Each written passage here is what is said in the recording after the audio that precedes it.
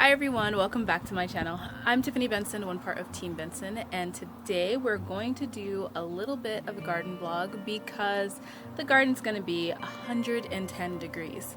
So I'm going to take you guys through a little bit of prep time and then hopefully kind of see what it looks like during the 110 degree mark, and then we'll take a look at it afterwards. But I am going to stop doing one thing.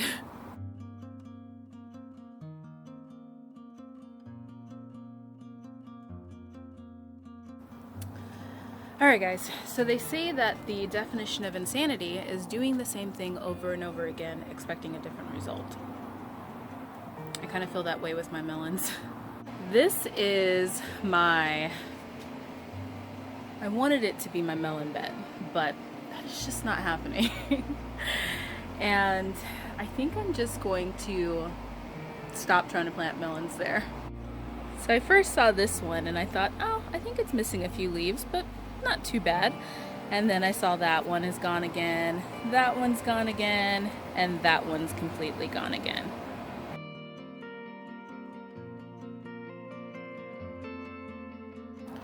Alright guys, so our temperatures are going to be around anywhere between 110 to 117 over the next 2 weeks. So I'm going to start changing my watering strategy. I'm not going to do double waterings where I water in the morning and at night yet, because our nights are still going to be anywhere between 70s to about low 80s, which is still, it's pretty cool. So what I am going to do though is I'm going to now deep water twice a week. So I'm going to just pick 2 days a week spread out. Today I'm going to do it on Saturday, and then I'll probably do it again on Monday or Tuesday depending on how the soil is. And when I mean deep watering, I mean that I am letting the water sit and soak. So I actually got one of these little things right here, and I'm just going to attach my water hose to it and put it in there and just let it kind of really soak until it's running out of the bed. Now if you guys, a lot of people ask me for the link on this one. I'll put that down below again so that you guys have it if you need it. But other than that, the garden is going to do just fine. Don't stress out. Don't worry guys, your garden's not going to burn up. It's going to be just fine. But we're going to make sure that it has plenty of water and that its shade cloth is up, and that will keep it happy. So I'm doing the peppers first, and all I did was just put it in the middle of all 4 peppers. And then I just turned it on, and I'm gonna leave it there for about 5-10 minutes. Now of course, if you have drip irrigation, then your life is way easier than mine, because you can just turn it on and that will soak your beds at the same time. But we're not there yet, so what I'm gonna do is I'm gonna move that little thing every 5 to 10 minutes depending on how much it soaks up. And for my pots in the meantime, I'm just going to fill up a watering can and just really soak all of the pots to where they soak in. Guys, I do want to show you this before I go inside because I'm growing more cucumbers. So guys, this little salad cucumber bush plant that is growing here on my mighty crop, which if you guys don't have a mighty crop, make sure you get one, is the cucumber plant that just doesn't stop growing. I still have another 1-2 cucumbers on it, and this thing just looks so terrible, but it just keeps growing cucumber after cucumber after cucumber. That will be at number 15 and 16. I'm definitely going to have to find seeds for that little cucumber plant, because that was one I just found randomly at a nursery, and I thought, oh, that's kind of cool. It could be like a little bush plant sitting on my countertop or on my patio in a pot. So I got it, and it has been the most productive little pickling bush cucumber plant. But I'm gonna go inside and I'm gonna let this garden soak, and I will be back when we put up the shade cloth.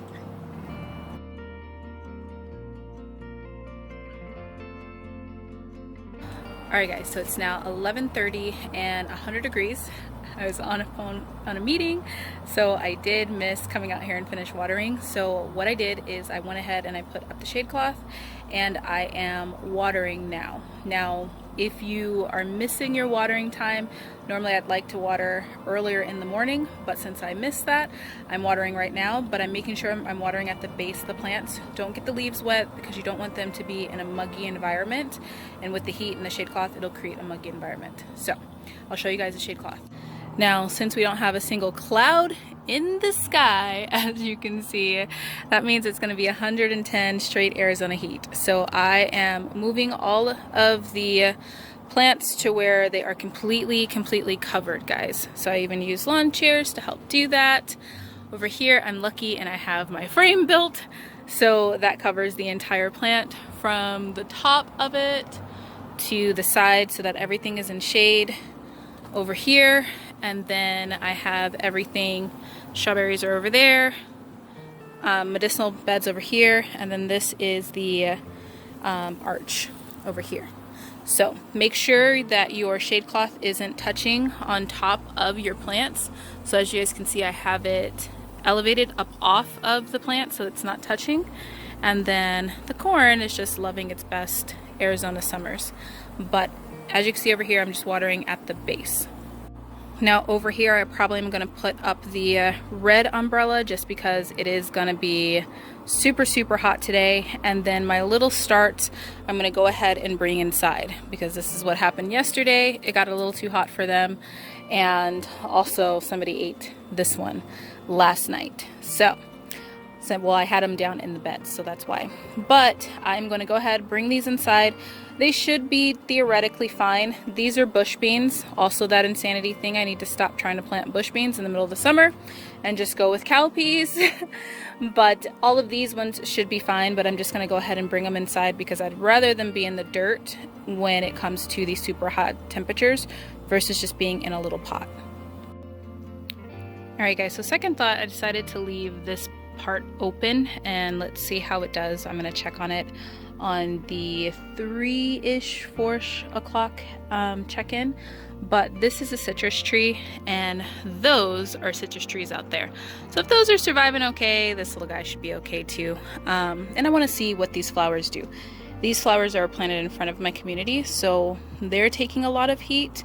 And this one is planted all throughout my community and it's taking a lot of heat. For those of you guys that want to know if zinnias take a lot of heat, no, they do not. All the zinnias on here are dead, as you can see. But these ones are surviving and that one's surviving okay. Alright, so I'm going in because I'm super hot. I have this umbrella up to kind of give that mulberry tree a little bit of a break since that one is still young versus this lime tree that's a couple years old. And also the lemon balm right here. But I'm going to go inside and I will see you guys in a little bit.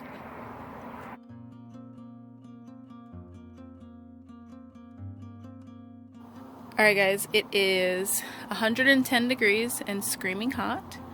And so far so good with the lime tree and the flowers. That one seems to be not so happy. My shoes feel super soft, guys. I feel like they're melted a little bit. But so far, everything underneath the shade cloth is doing good. We're going to come out here. As you can see, the sun is not baking anything out here because the sun's already kind of moved on. But everything seemed to survive. It's all perked back up over here. And this is the power of shade cloth. Well, corn doesn't need shade cloth. It's just happy the way that it is. And as you can see, guys, there's no sun skull or anything like that on the corn or on the Armenian cucumber. Or even that bush, or that, what was that? That is a squash. This is a butternut squash. And then if we lift up here, there's a little bit of sag on the cantaloupe, but it's doing fine. And the okra, the leaves are hanging just a little bit low, but it's doing fine. Alright guys, it is officially about 7 o'clock or like 6:50 and it is currently 108 degrees, so we have survived our first 110 degree day. So I have all the shade cloth pulled back so the garden can get a big bunch of fresh air, and then hopefully in the morning all of the bees and stuff like that come back. So I'm just going to do a quick little once over so that you can see what it looks like.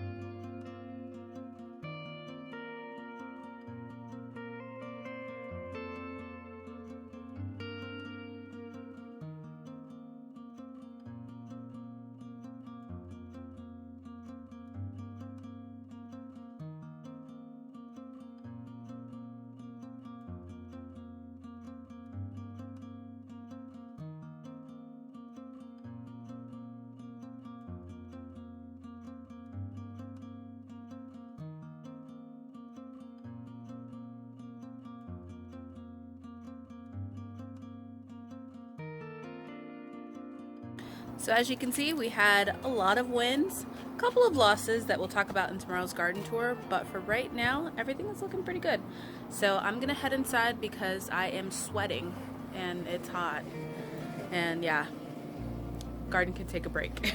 And I'm gonna take a break. All right, until next time, grow yourselves a garden because even a small space can provide you with tons of food. Bye guys.